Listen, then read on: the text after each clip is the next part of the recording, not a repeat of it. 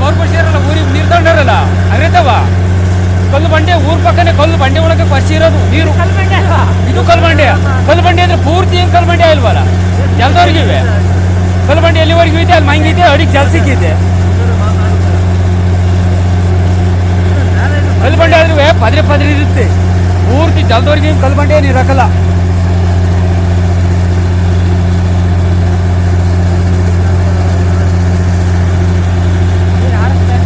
ಈಗ ತೆಗಿತಾರಾ? ಅಷ್ಟೇ ನೀರು ಬಂದ್ರು ಸಾಕೊಟ್ಟಿಗೆ ಕರೆಂಟ್ ಹೋಗತ್ತಂಗ.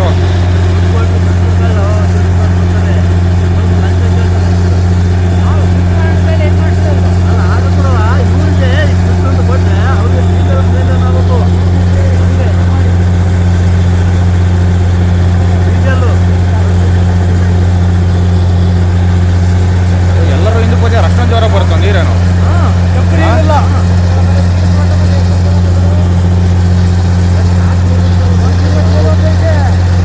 ಇಷ್ಟೊಂದು ಬರಲ್ಲಲ್ವ ನೀರು?